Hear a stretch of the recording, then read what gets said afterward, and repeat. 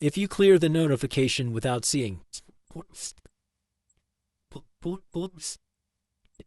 then there is no chance to see the notification again. Let's see how to enable notification history on Samsung Mobile. Points. Points.